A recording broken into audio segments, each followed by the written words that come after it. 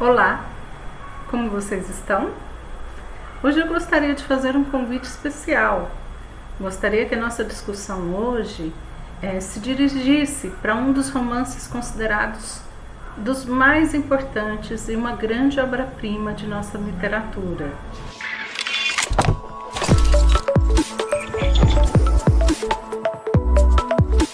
O Cortiço, livro de Heloísa Azevedo, que vocês a essa altura já até leram. Um livro escandaloso, que provocou reações bastante adversas. Um livro muito impactante pelo grau de realismo com que ele mostrava as questões da sociedade brasileira, especialmente sob o pior viés, aquilo menos encantador e mais chocante. Esse livro, Cortiço, ele foi considerado a grande obra-prima do naturalismo brasileiro. Veja que ele foi publicado em 1881, quase 10 anos depois que o naturalismo francês se iniciou com a publicação de Germinal, do autor Zola. Heloísa Azevedo era bastante apaixonado pela literatura de Zola, e com certeza foi dele que ele tirou o modelo desse romance. Antes, porém, de iniciarmos uma discussão mais extensa sobre esse romance, vamos primeiro falar do autor? Vamos falar um pouco de Heloísa Azevedo, ok? Heloísa Azevedo foi um autor que nasceu no Maranhão nas metades do século XIX. Ele era filho de uma família bem singular. A mãe dele, naquela época, era separada do marido e constituiu com o pai dele uma segunda família. Isso significa que, além deles não terem um lugar privilegiado na sociedade, eles também passavam por diversas dificuldades financeiras. Ele queria, de fato, ser pintor e não escritor. Desde criança, o sonho dele era ser um pintor. E na juventude, ele conseguiu, com muito custo, ir para o Rio de Janeiro e se matricular na Escola de Belas Artes, a escola voltada para as pinturas, né? Para ensinar os pintores, que até hoje existe, né? Uma escola tradicional no Brasil. O sonho dele era ir para a Europa e continuar seus estudos na pintura. Mas seu pai faleceu e ele teve que voltar para o Maranhão. E as dificuldades financeiras da família haviam se tornado mais graves com o falecimento do pai. Então ele começa a escrever e a colaborar com jornais maranhenses para ganhar dinheiro. Tanto como caricaturista, desenhista, mas também ele começa já uma atividade escrita, tanto literária quanto de crítico literário, cronista. E dali é que ele começa a escrever romances. Romances que a gente chama de romances folhetinescos. Por quê? Veja só, naquela época o jornal era o grande divulgador não só de notícias da sociedade, notícias políticas, notícias de toda ordem, mas também era um dos meios mais importantes de divulgação da literatura. Isso ocorria num caderno especial do jornal, que era chamado de folhetim. Folhetim, um folheto pequeno, né? Um folheto sem muita importância, que vinha anexo ao jornal, e ali eram publicados trabalhos literários, contos, poesias, romances. Os romances, especialmente, eles vinham publicados semanalmente um capítulo. Então, o leitor ficava amarrado àquele jornal para saber o que aconteceria depois. E Heloísa Azevedo começa a escrever esses romances folhetinescos, de um teor bastante próximo ao modelo romântico. Ou seja, não é porque já havia todo um movimento em que os autores estavam próximos das teorias realistas, naturalistas, que o romance romântico. Esse era um tipo de romance romântico muito, digamos assim, água com açúcar. Um tipo de romance que não tinha muita importância literária e que agradava por ser repetitivo o modelo, o enredo, e por ser fácil. era o tipo de romance de baixa qualidade, mas dava dinheiro, e ele escreveu muitos romances folhetinescos para se sustentar. Mas ele tinha já contato com as questões do naturalismo e, tendo uma verve muito crítica, ele fez um experimento e escreveu em 1881 o romance O Mulato, que é justamente considerado o primeiro romance totalmente naturalista no Brasil. Sim, houve outras expressões anteriores, mas ainda muito apegadas a algumas fórmulas do romantismo. E o Mulato não. O Mulato é aquele romance que questiona ferozmente as instituições, a família, a sociedade, a hipocrisia, a igreja. Tem um personagem lá que é um padre que é totalmente hipócrita, manipulador, luxurioso. Então o Mulato vai ser marcado como a primeira concepção literária realmente naturalista no país.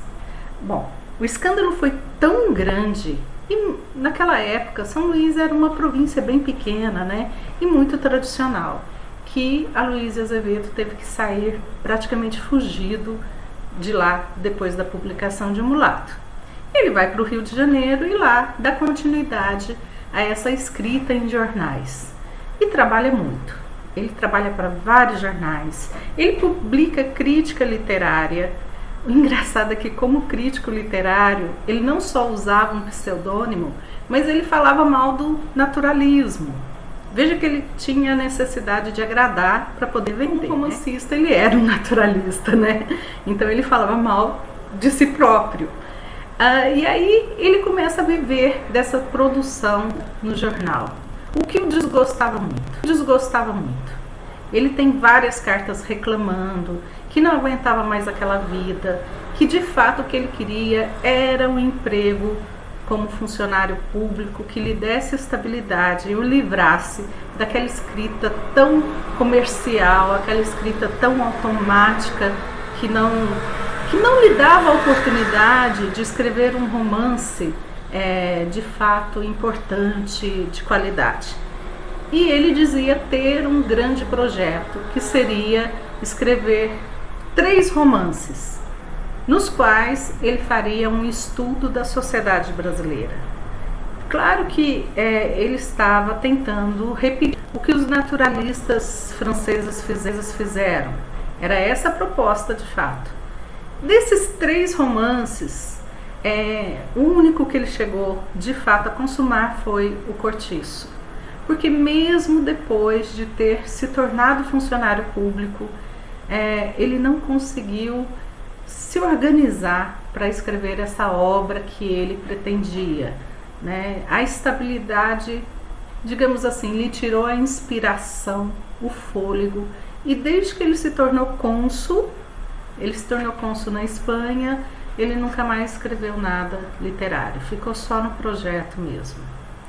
Mas antes do Cortiço, ele escreveu um romance que foi uma espécie de ensaio para o Cortiço, um romance chamado Casa de Pensão, que já é bastante naturalista também e que vai tratar de algo que não há um personagem que centraliza a ação principal da narrativa, mas há o coletivo, né? No caso de Casa de Pensão, lógico, é a pensão.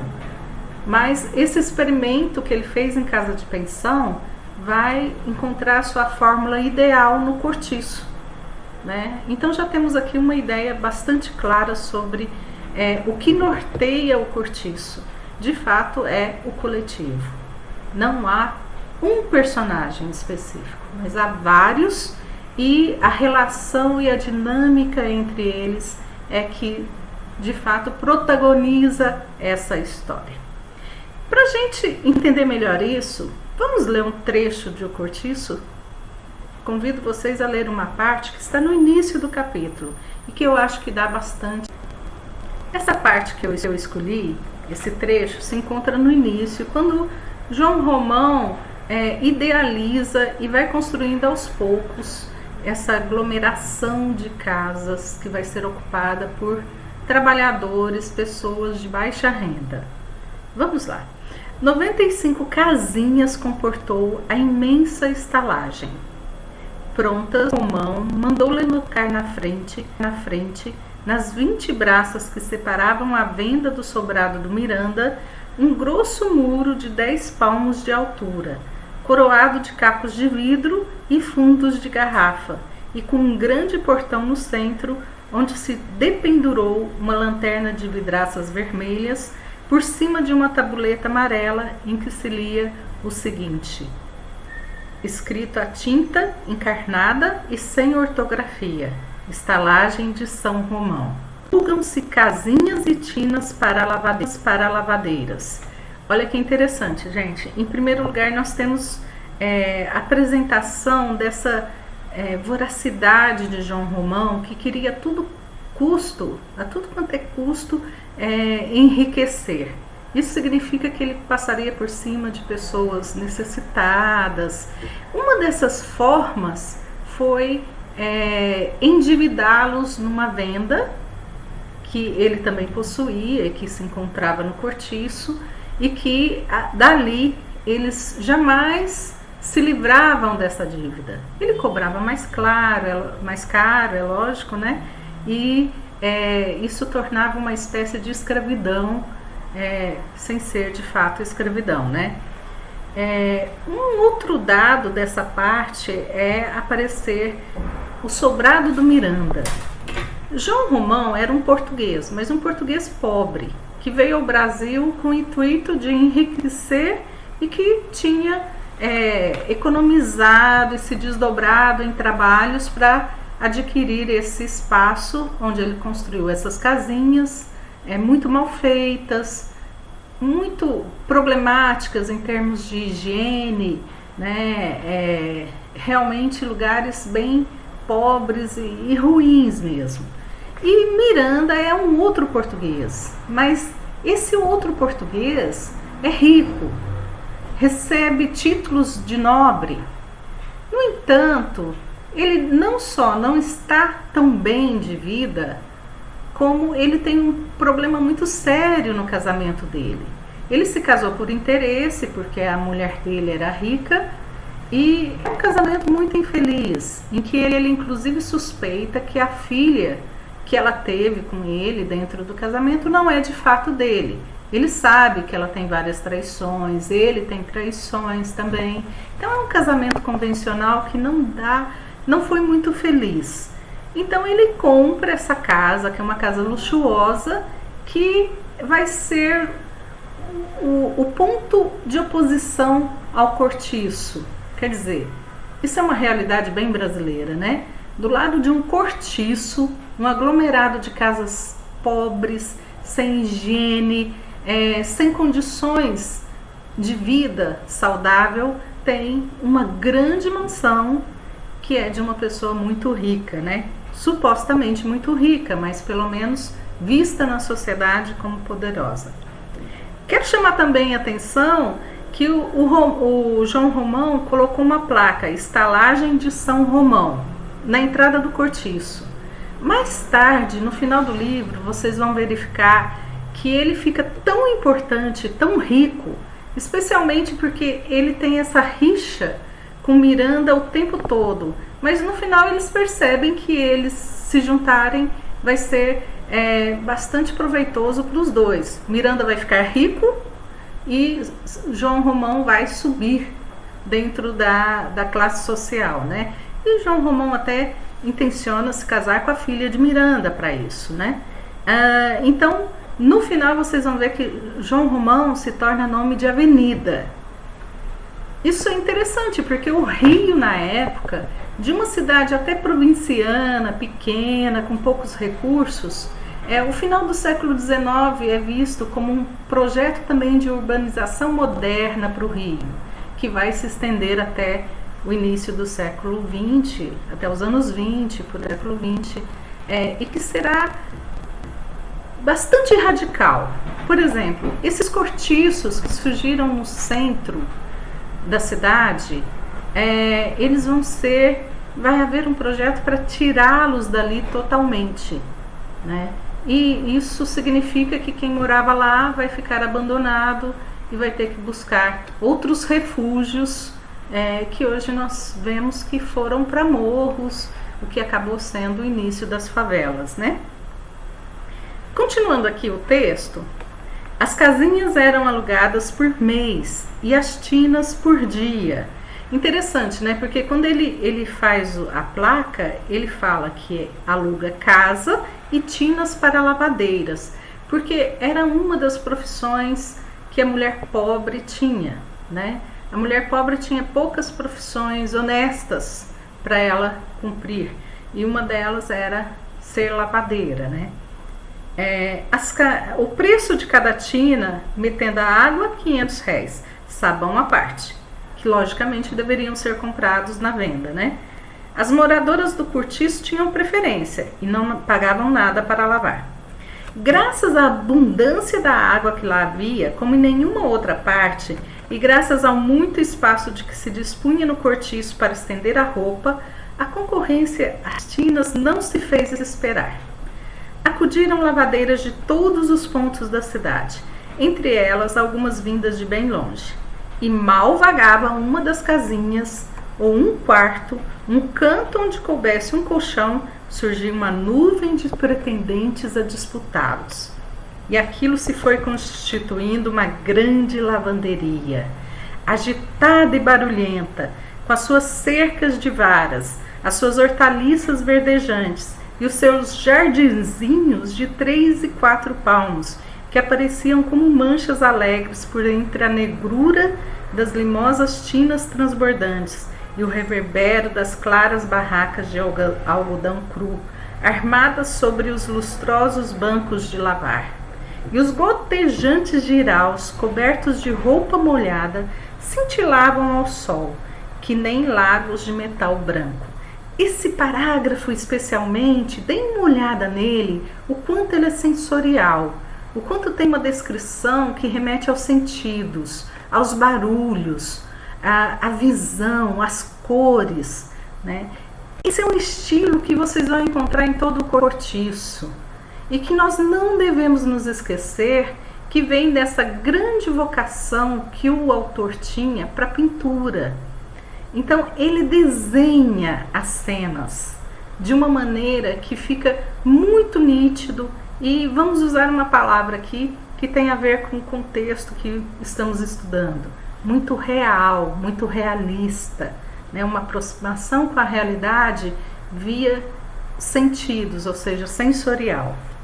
E naquela terra encharcada e fumegante, naquela umidade quente e lodosa, começou a minhocar, a esfervilhar, a crescer um mundo, uma coisa viva, uma geração que parecia brotar espontânea ali mesmo, daquele lameiro, e multiplicar-se como larvas no esterco.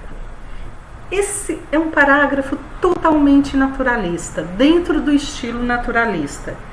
Veja que primeiro ele te dá o espaço, e ali ele vai dizer que quem chegava, a população que ia enchendo aquele espaço, ela vai sendo comparada a minhocas. Daquela umidade quente e lodosa, começou a minhocar, que vão crescendo, se multiplicando e tomando parte de tudo aquilo, né? Veja que o vocabulário é bastante...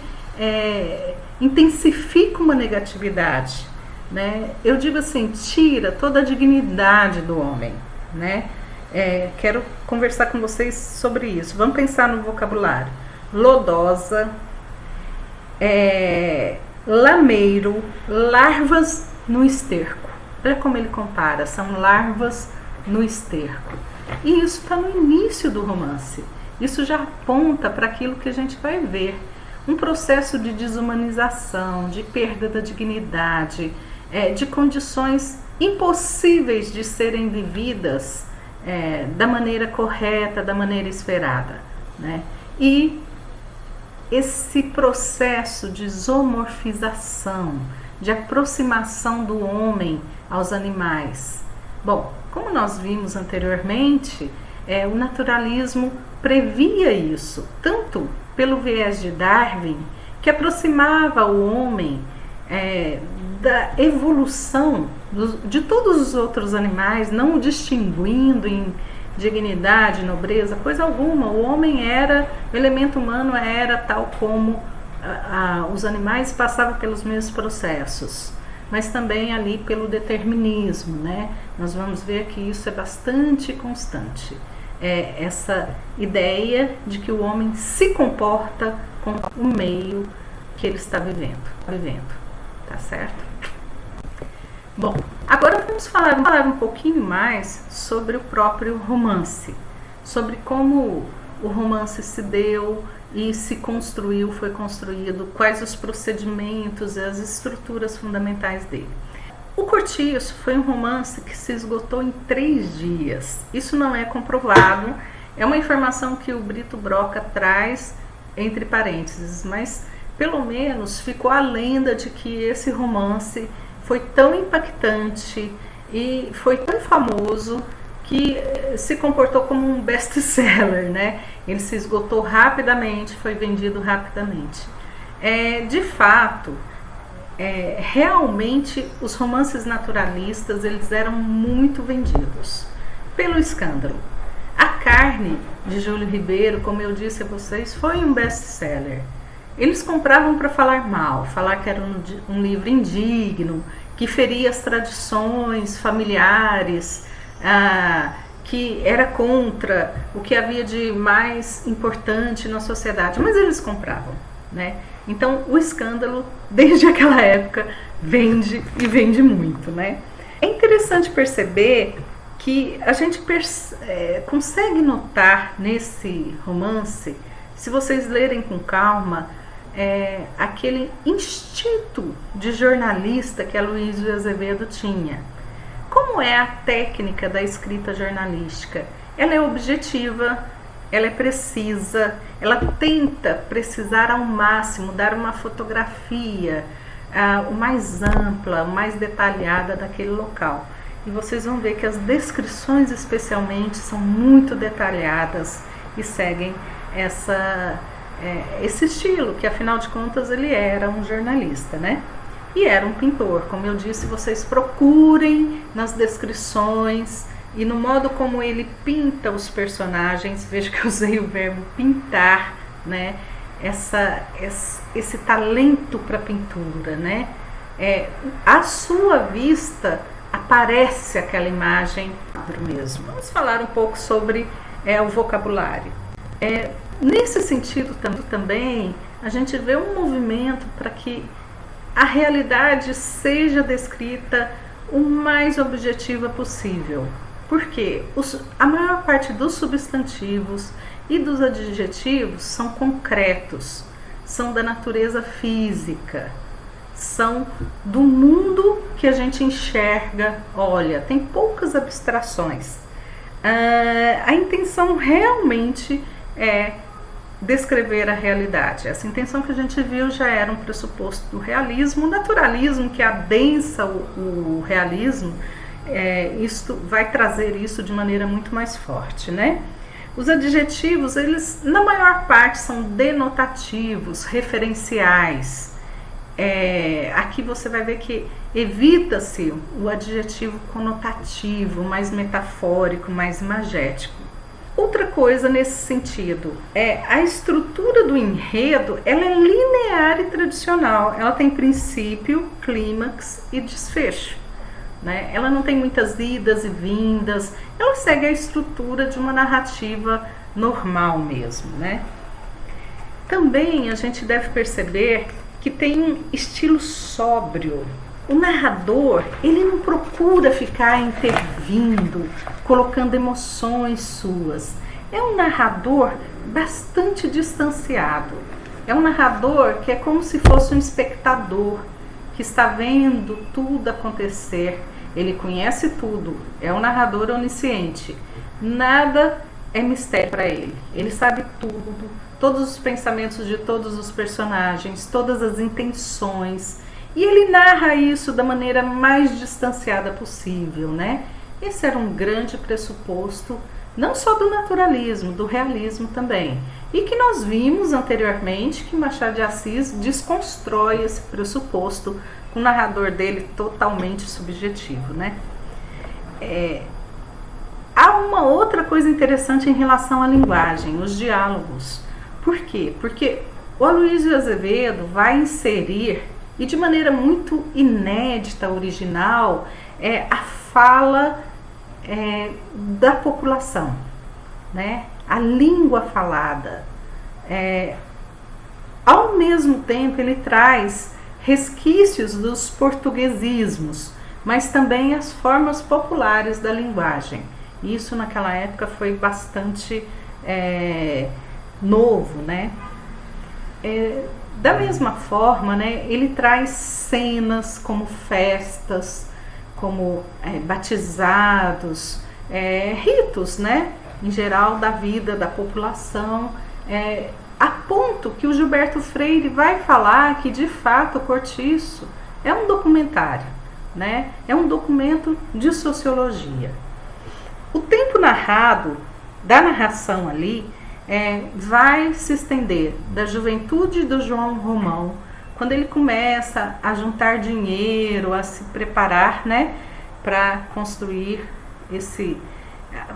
colocar em prática esse projeto de enriquecer, e até a maturidade, quando ele chega lá. Eu queria falar um pouquinho também sobre alguns personagens específicos, né? É lógico que o grande personagem é o Cortiço, né? É o coletivo, como eu disse. Agora, ele também descreve alguns personagens que a gente tem que entender como tipo. Não sei se vocês se lembram das aulas de teoria da narrativa, o que é o tipo. O tipo é um tipo de personagem, um personagem que ele não é um indivíduo especificamente, mas ele representa todas as pessoas que são daquele jeito. Vou dar um exemplo. João Romão não é exatamente João Romão. Ele representa todos os ambiciosos, exploradores, cruéis, cidadãos que se colocam na sociedade para ter lucro impiedosamente. Ele é um tipo. Ele é o típico hipócrita que vive de aparência, né? E eu até estava pensando aqui, quando preparava essa nossa conversa, que o Miranda representa de maneira muito específica aquilo que é descrito no conto Teoria do Medalhão, do Machado de Assis. Você não precisa de nada, você não precisa saber de nada, você não precisa nem de dinheiro, você precisa parecer, né? Porque de fato João Romão tinha mais dinheiro que ele, mas ele era mais importante. Ele chegou até a ganhar títulos de nobreza, o que João Romão ficou extremamente invejoso, né, a respeito. E quando eles se juntam, eles têm tudo, né? Eles têm essa aparência de sociedade e eles têm o dinheiro que vem pelo João Romão, tá? A Estela é outra, né, que é bastante típica. É a típica mulher que casou por interesse, portanto é infeliz e, portanto, tem uma série de vícios, taras, né, e que acaba vivendo também só de aparência. Sobre a Estela, vamos falar um pouquinho mais sobre isso, porque se encaixa nessa discussão sobre as mulheres do Cortiço. Vocês perceberam o quanto elas são descritas, geralmente em momentos em que elas não são nem um pouco racionais, elas são sempre movidas pelo instinto animalesco mesmo, especialmente o sexual. Então elas são mulheres animais, muito mais próximas dos animais em sua descrição do que realmente do elemento humano, né? Essas características de animais, como eu disse, vem muito, é uma influência forte do darwinismo no romance naturalista. Aqui, no Aloysio Azevedo, no Cortiço, elas são ridicularizadas também. Ele pinta esses traços da mulher de maneira tão ampla, com tanta força, que elas ficam meio caricaturizadas, né? Elas são caricaturas. Vocês sabem que a caricatura, ela retrata alguém, mas acentuando alguns traços de maneira a ridicularizá-lo, né?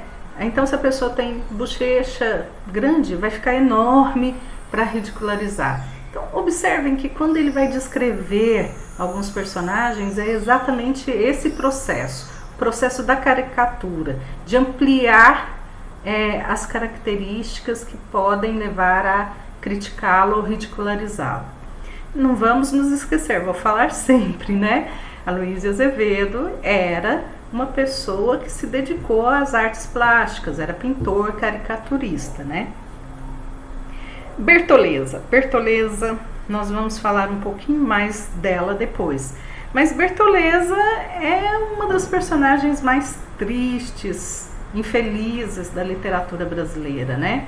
Ela é uma ex-escrava que basicamente continua a ser escrava daquele que ela considerava marido, amante, né? Ela só trabalha para ele, ele mente para ela, diz que já comprou sua alforria, mas não, ela não.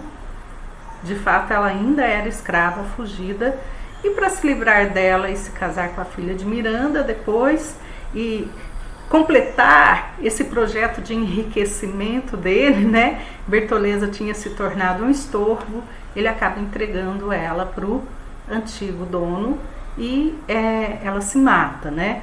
Então Bertoleza é uma figura extremamente triste e que vai representar ali aquele caráter amargo da visão naturalista. O naturalista, ele não é otimista, ele vê a sociedade com um olhar muito amargo, com muito pessimismo e apontando para os piores defeitos.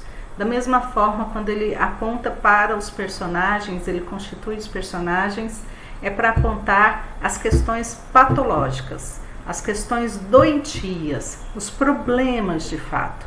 Esse era o objetivo do naturalismo, apontar o que há de errado na sociedade.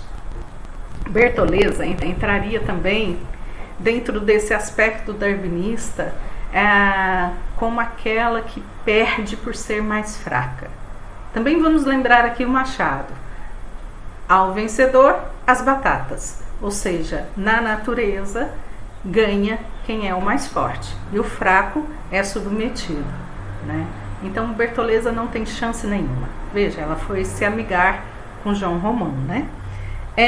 Os homens também, se as mulheres são apresentadas de maneira muito animalescas, ridicularizadas, os homens, eles são também guiados pelo instinto. E com isso eles vão tomando várias decisões que são muito complicadas e que só acentuam esse caráter de destruição ali de uma possível organização social civilizada, né? Vocês vão observar também que ali ninguém tem uma vida íntima, uma vida psíquica muito profunda, mas de fato eles são bem básicos e espontâneos ali. Eles só veem o que há ali mesmo, né? Não há essa concepção mais profunda psicológica do indivíduo, né? Que a gente vai ver, por exemplo, em Machado de Assis. Mas por quê? Porque o naturalismo realmente tinha um projeto um pouco mais distanciado, né? Mais objetivo e mais crítico, tá? Bom, eu queria destacar com vocês também ler uma parte do livro, né? Sobre o Jerônimo. Jerônimo é uma personagem muito intrigante. Vamos pensar o seguinte: há 3 portugueses no cortiço. O primeiro é Miranda. Miranda é o português rico, o português que não precisa fazer nada para conseguir as coisas, porque a sociedade já o acolheu. Ele vive de aparências e pela sua tradição ele já é, digamos assim, protegido. O João Romão é o português pobre, ambicioso, feroz, que consegue chegar lá à custa de muita exploração e muita crueldade. E o Jerônimo? Quem é o Jerônimo? Vamos falar um pouquinho do Jerônimo? Eu queria que vocês vissem que o Jerônimo é um personagem que se destaca pela aplicação nele do determinismo. Só lembrando o determinismo. Determinismo é uma corrente filosófica que veio da França, né? Surgiu na França. O autor que a publicou se chama Taine, e que dizia o seguinte: o homem é determinado já, ele não tem escolhas. Jerônimo, esse português perfeito, trabalhador, bom pai de família, bom esposo, íntegro, ele de repente vai para um ambiente corrompido pela luxúria, pela preguiça, né? Ele vem para o Brasil e vai morar no Cortiço. E pelo momento, né? E é aqui que vai entrar a Rita Baiana, que é aquela mulher totalmente sexualizada, totalmente instintiva, ou como o Aloysio Azevedo coloca ali, uma cadela no cio, né, que vai perturbar Jerônimo e tirá-lo totalmente de seu propósito, que era conseguir um dinheiro de maneira honesta aqui no Brasil para sustentar a família. A mulher dele se chama Piedade, olha que nome mais santo, né? E uma filha, né, que também muito bem cuidada, ele paga uma boa escola para ela que ela tenha um bom futuro, e tudo isso vai para o espaço pelo quê? O ambiente e o momento. Então vamos ler os dois trechos? Vamos fazer o antes e o depois do Jerônimo. Peguei um trecho no antes, logo quando ele chega no Brasil e vai trabalhar na pedreira de João Romão. Ele é um empregado modelo, né? Veja como é dito. Jerônimo acordava todos os dias às 4 horas da manhã, fazia antes dos outros a sua lavagem à bica do pátio, não havia banheiro, né? Tinha que ser na bica do pátio. Socava-se depois com uma boa palangana de caldo de unto, acompanhada de um pão de 4 e, em mangas de camisa de riscado, a cabeça ao vento, os grossos pés sem meias metidos em um formidável par de chinelos de couro cru, seguia para a pedreira. A sua picareta era para os companheiros o toque de reunir. Ele era um líder, né? Por quê? Porque era o que melhor trabalhava. Aquela ferramenta movida por um pulso de Hércules valia bem os clarins de um regimento tocando a alvorada. Quer dizer, quando ele começava com a picareta, era o barulho que se ouvia para começar o dia, né? Ao seu retinir vibrante surgiam do caos opalino das neblinas vultos cor de cinza, que lá iam, como sombras, galgando a montanha para cavar na pedra o pão nosso de cada dia. E quando o sol desfechava sobre o píncaro da rocha os seus primeiros raios, já encontrava de pé, a bater-se contra o gigante de granito, aquele mísero grupo de obscuros batalhadores. É engraçado ele ter destacado a cor cinza aqui, porque é uma pedreira, ou seja, toda a poeira tornava eles cinza, né, sem cores.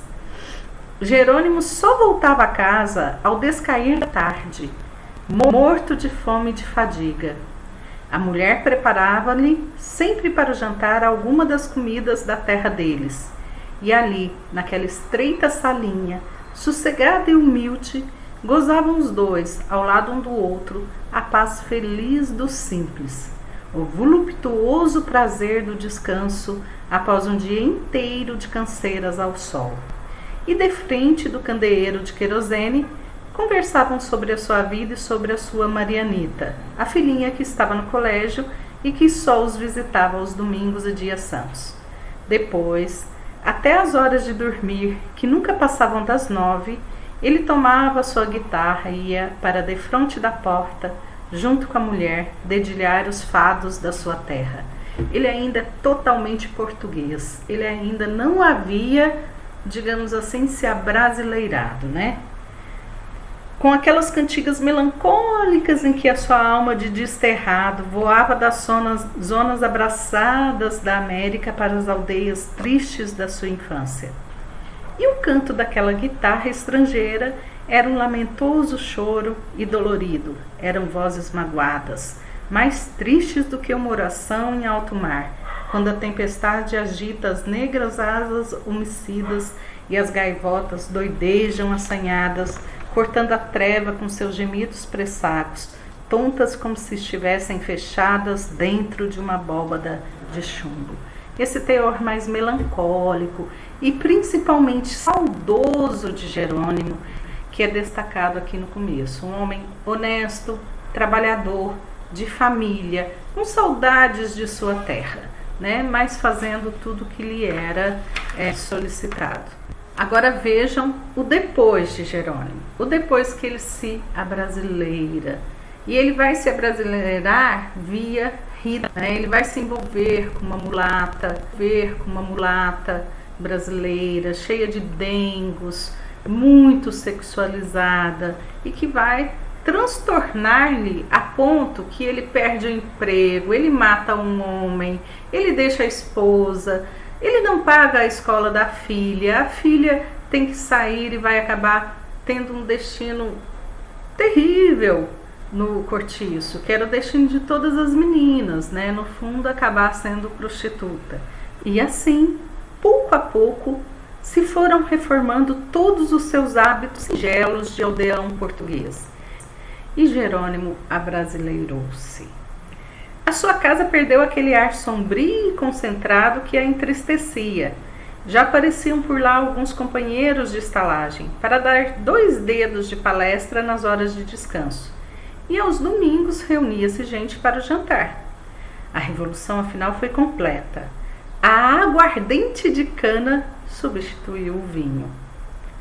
A farinha de mandioca sucedeu à broa. A carne seca e o feijão preto ao batatas e cebolas cozidas.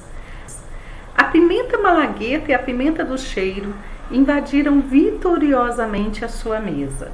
O caldo verde, a sorda e o caldo de unto foram repelidos pelos ruivos e gostosos quitutes baianos, pela muqueca, pelo vatapá e pelo caruru. A couve mineira destronou a couve portuguesa, o pirão de fubá ao pão de rala. E desde que o café encheu a casa com seu aroma quente, Jerônimo principiou a achar graça no cheiro do fumo. E não tardou a fumar também com os amigos. E o curioso é que, quanto mais ele ia caindo, olha o verbo, caindo, nos usos e costumes brasileiros, quanto mais os seus sentidos se apuravam, posto que em detrimento de suas forças físicas. Vocês se lembram que no trecho anterior, a força dele foi comparada a de Hércules, né? Ele era bastante forte, trabalhava o dia todo. Tinha agora o ouvido menos grosseiro para a música, compreendia até as intenções poéticas dos sertanejos, quando cantam a viola os seus amores infelizes. Seus olhos, dantes só voltados para a esperança de tornar a terra, agora, como os olhos de um marujo, que se habituaram aos largos horizontes de céu e mar, já se não revoltavam com a turbulenta luz selvagem e alegre do Brasil. E abriam-se amplamente defronte dos maravilhosos despenhadeiros ilimitados e das cordilheiras sem fim, donde de espaço a espaço surge um monarca gigante que o sol veste de ouro e ricas pedrarias refulgentes e as nuvens tocam de alvos turbantes de cambraia, num luxo oriental de arábicos príncipes voluptuosos. Gente, observe o seguinte, aqui as cores explodem, não é mais aquela atmosfera cinza, silenciosa que ele vivia, né?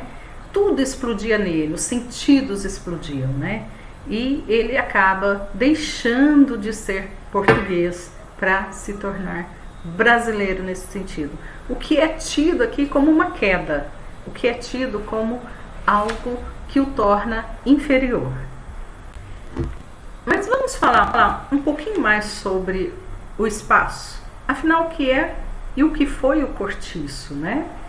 De maneira geral, já nos foi apresentada.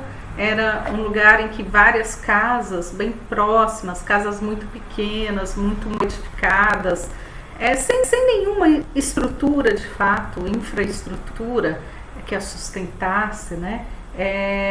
Tenha sido feita.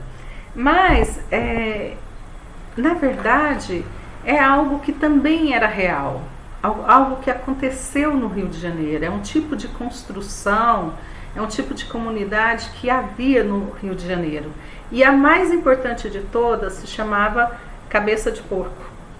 Eu gostaria que vocês depois clicassem no link que eu deixei no Siga para que vocês lessem a respeito do Cabeça de Porco. Cabeça de Porco foi o mais famoso cortiço no Rio de Janeiro, né? Na entrada dele havia uma placa com uma cabeça de porco. A descrição do Cabeça de Porco é exatamente a do cortiço, né? Há, inclusive, alguns autores que colocam que o Aloysio Azevedo foi até o Cabeça de Porco, viveu alguns dias lá e que anotou tudo. E também dizem que ele desenhou todos os personagens antes de escrever, para que ele pudesse visualizar bem. Então, a grande referência do cortiço é justamente esse cortiço real que houve no Rio de Janeiro, que se chamou Cabeça de Porco. O que ocorre é que esse cortiço, que chegou a ser habitado por 4.000 pessoas, ele acabou sendo desfeito quando, em 1893, o prefeito Barata Ribeiro decidiu pela extinção dos cortiços na cidade. A cidade estava empestada de doenças e os cortiços, essas aglomerações humanas, acabaram sendo consideradas culpadas justamente pela sua falta de higiene, né? E o prefeito Barata Ribeiro foi, inclusive, pessoalmente lá derrubar as casas, né? O povo teve que sair correndo e morar em qualquer lugar, né?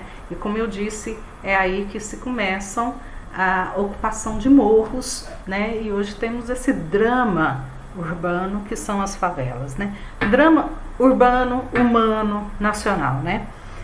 Aqui na foto que eu coloquei para vocês, vocês veem que tem uma barata comendo a cabeça de porco, né? Então é o prefeito Barata que acabou destruindo o cortiço Cabeça de Porco.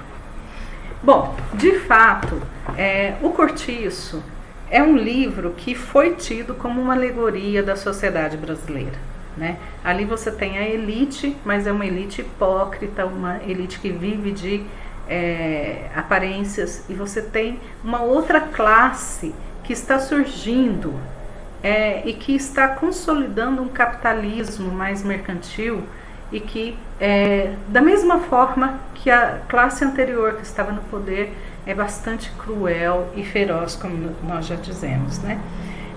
Aloysio, ele fala o seguinte a esse respeito: neste romance, Aloysio fez recuar os personagens pessoalmente para um plano quase que secundário.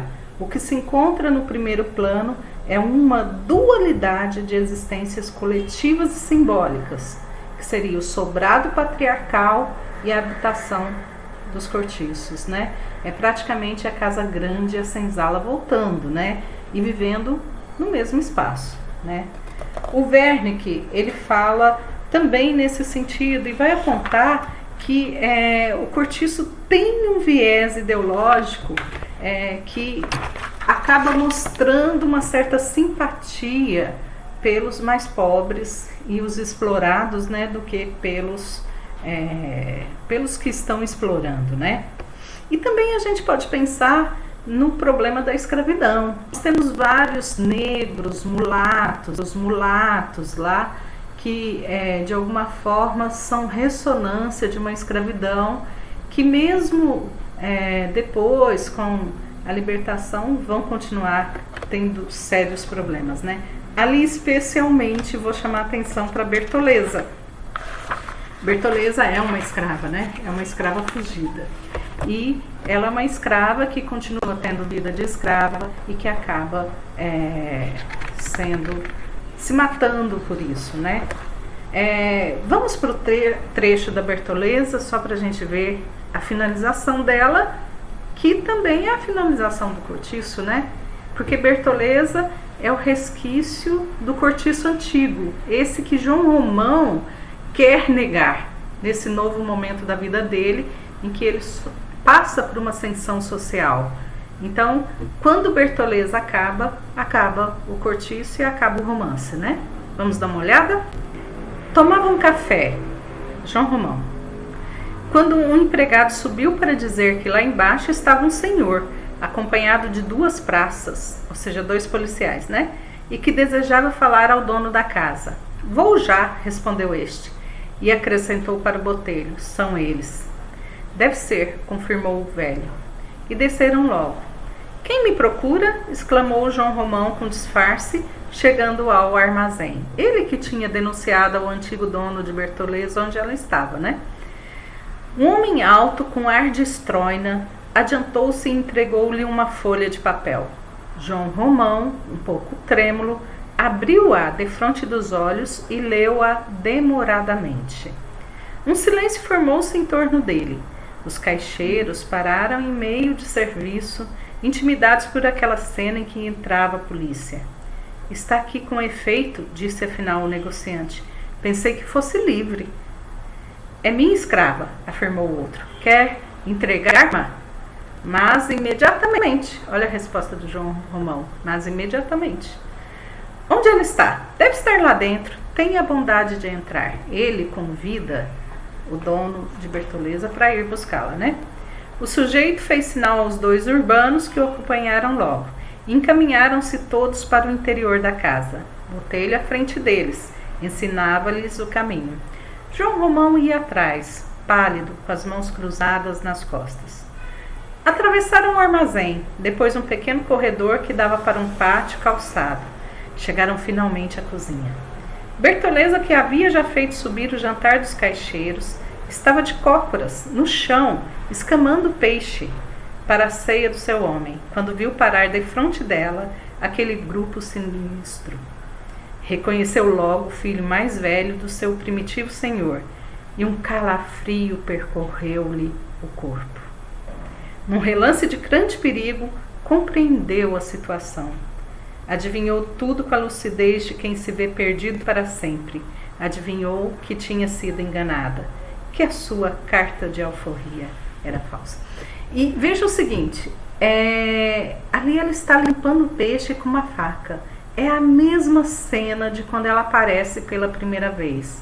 A tal da faca e ela na cozinha toda suja, toda mal cheirosa, limpando peixe, né? E é justamente com essa faca que é o símbolo da escravidão dela, da falta de liberdade dela, ao mesmo tempo que é um símbolo fálico, né?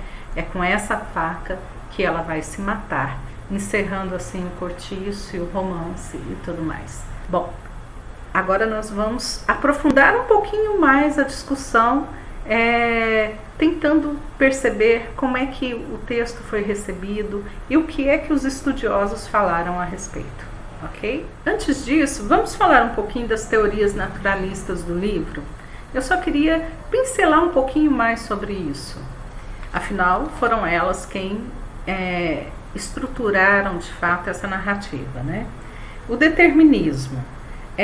O Wernicke vai apontar especialmente para a submissão dos personagens a essa, digamos assim, ele usa a palavra hereditariedade.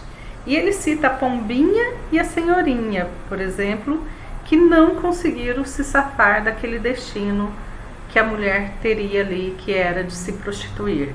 A Pombinha era protegida de uma prostituta, mas ela era guardada pelo cortiço inteiro para se casar quando chegasse a primeira menstruação dela. E foi isso que ela fez, ela se casou. Mas logo após o casamento, ela trai o marido e acaba caindo na prostituição. E no final é muito triste, porque a filha de Jerônimo, que também se tornou guardada, aquela mocinha guardada pelo cortiço, todo mundo com a preocupação de que ela não tivesse o mesmo destino, ela acaba se tornando protegida de Pombinha, o que dá essa ideia de círculo, né, de que vai continuar a mesma história de Pombinha. De fato, uma outra coisa que é apontada é que o cortiço ele segue as regras do romance experimental. Ou seja, Ali os personagens são colocados e são pintados de uma maneira que eles vão ser a experiência concreta de uma ideia, né? E aqui no caso essas ideias naturalistas que a gente tem visto, né? Darwinismo, determinismo. Outra característica naturalista aqui é o romance de massa, né? Esse romance coletivo, em que se pensam especialmente os aspectos patológicos. Como eu disse, mas reiterando, sempre é bom reiterar, o romance naturalista, ele sempre vai ver o pior da sociedade, o pior do ser humano. Também destacando algo já dito, o narrador onisciente, né? Aqui o Wernicke também vai trazer algumas considerações a respeito. Vamos ler? Dando a coisa em pequenas doses, paulatinamente, um pouco de enredo de vez em quando, uma ou outra situação dramática de espaço a espaço para engordar, mas sem nunca esquecer o verdadeiro ponto de partida, que é o quê? A observação e o respeito à verdade. Segundo palavras do próprio Aloysio a respeito da sua obra, ou seja, observação e respeito à verdade. Né? Então esse olhar de observador, que é distante, que quer ser científico, e o respeito à verdade, a busca de uma verdade, trazer a realidade totalmente contra a ficcionalização, que era o teor do romance romântico, né? Quero destacar uma coisa com vocês, que vocês devem ter observado. Durante o romance são citadas várias referências reais, que não são inventadas. Por exemplo, o Jornal do Comércio, um dos jornais mais importantes do Rio de Janeiro, que foi fundado em 1827. Tem um momento lá que o Jornal do Comércio é citado. Engraçado que ele é citado no momento em que se vai falar que o Miranda foi elogiado lá quando recebeu uma comenda, né? A lei do ventre livre também é citada, né? É citada também a chegada de imigrantes, a criação de fábricas, enfim. Não sei se vocês se lembram, mas o tempo do realista é o tempo presente. O romance realista, ele quer descrever a sociedade presente da época do romance, diferente do romantismo. O romantismo queria descrever o passado. Então essa é uma diferença gritante. Procurem as referências realistas no romance, tá? E agora, para finalizar, nosso último item de discussão, eu queria passar por algumas críticas que o texto recebeu. É sempre bom a gente ler o que já se falou a respeito do texto literário, o que já se estudou a respeito do texto literário, o que nos ajuda até a compreender como esse texto foi tendo e adquirindo diversos significados durante o tempo, né? Nós estamos falando de um romance que tem mais de 100 anos e que ainda traz questões muito atuais. Bom, logo que o Cortiço foi publicado, vocês se lembram que foi um estrondo, foi muito popular, né? Pelo escândalo, mas também por ser um livro, digamos assim, moderno, né? Um livro que seguia as modernas teorias da Europa. A primeira crítica que o Cortiço recebeu no jornal, porque na época os jornais publicavam críticas literárias. Só um adendo aqui, crítica literária não significa que estava criticando, falando mal. Eu estou usando o termo crítica como os estudos de um especialista em literatura, tá? É o nosso termo próprio para isso. Então, a primeira crítica feita foi do próprio irmão do Aloysio Azevedo, do Arthur Azevedo, que obviamente colocou que aquele romance era um espetáculo, era a coisa mais maravilhosa do mundo. No entanto, alguns dias depois, um crítico literário muito polêmico, muito criterioso, escreveu 3 críticas no jornal Gazeta de Notícias, o Pardal Mallet. A segunda crítica, especialmente, ela marcou a época e marcou o Cortiço por muito tempo. É a crítica que dizia que o Cortiço era um plágio, era a repetição inteira, completa, de um livro do Zola, publicado na França, chamado L'Assommoir, que também descreve um cortiço, ou seja, uma aglomeração de pessoas pobres num local que vivem sendo exploradas. E o Pardal Malê diz que inclusive vários personagens se repetiam. O soldado, o louco, enfim, ele vai colocando ali as questões que aproximavam o cortiço do L'Assommoir. Eu quero que vocês pensem o seguinte: no texto que eu indiquei para vocês lerem sobre o cortiço, do Antônio Cândido, o texto Do Cortiço ao Cortiço, o Cândido retoma essa crítica do Pardal Malê e diz o seguinte: sim, é uma inspiração, foi inspirado no Zola, no texto L'Assommoir de Zola. Mas agora eu vou falar o que ele traz de originalidade, de inovação. Então o Cândido assume isso, mas não como um plágio, como uma intertextualidade que o Aloysio Azevedo teria enriquecido, e enriquecido especialmente com a realidade brasileira. Teria jogado a realidade brasileira, o que teria tornado o texto único, original, autoral. Outros falaram especialmente destacando as questões, a crítica à sociedade da época. O José Veríssimo era o crítico literário mais importante da época. Na sua História da Literatura Brasileira, ele vai falar que o Cortiço é mal escrito. José Veríssimo era leitor de Machado de Assis, um dos melhores amigos de Machado de Assis. É difícil achar que outro autor de romance escreva tão bem, né? Mas ele diz e reconhece o valor do Cortiço, né? Ele fala assim: ele, o Cortiço, trouxe à nossa ficção mais justo sentimento da realidade, a arte mais perfeita da sua figuração, maior interesse humano, inteligência mais clara dos fenômenos sociais e da alma individual, expressão mais apurada, em suma, uma representação menos defeituosa da nossa vida que pretendia definir, né? Então seria o livro que nos deu o melhor olhar da nossa sociedade, do nosso país. Isso pela voz do José Veríssimo, né?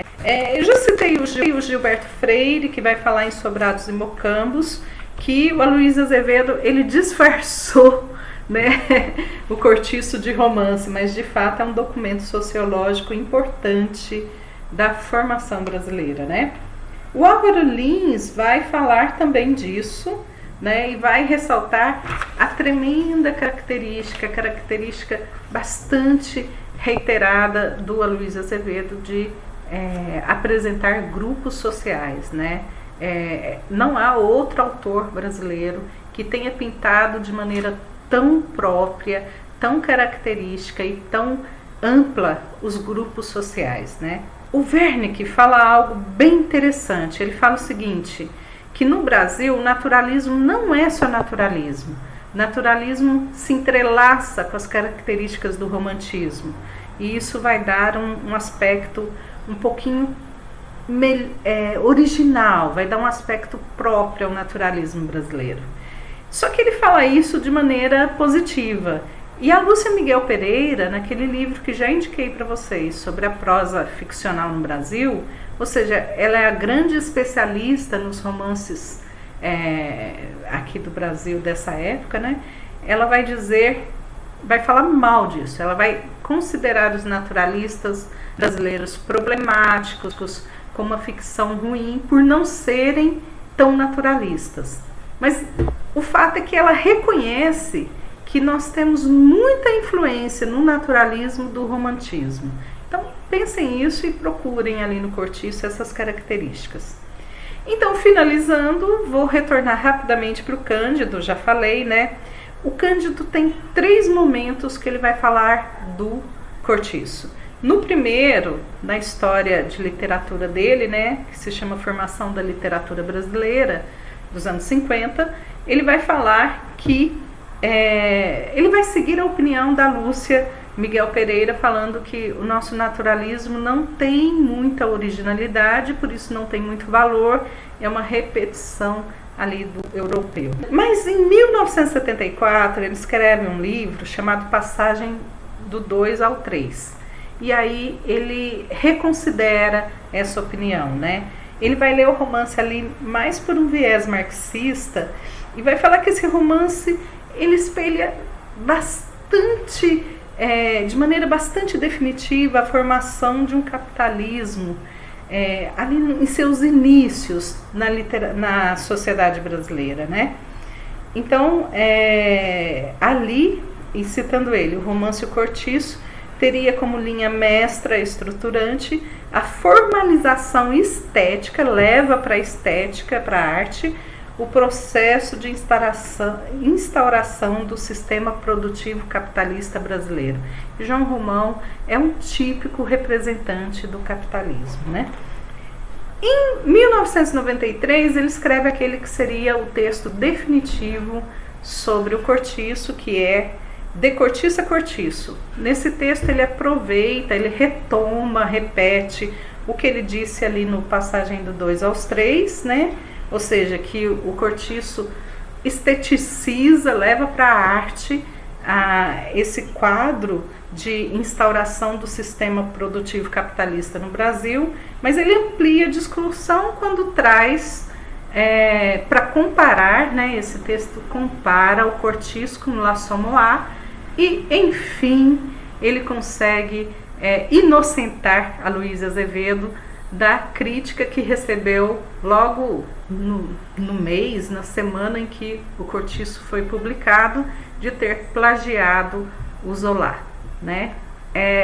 Aqui ele vai apontando como a Luísa Azevedo ele se baseou, ele fez uma intensa intertextualidade com o livro do Zola. No entanto, ele trouxe todas aquelas questões para a realidade brasileira. É isso, gente. Boa leitura. Pensem bem sobre todos esses aspectos que eu chamei atenção aqui e usufruam desse documento que é esse romance sobre a sociedade brasileira. É sempre importante nós vermos esses estudos para a gente, inclusive, se compreender melhor nesse momento atual. Boa leitura para vocês, bons estudos!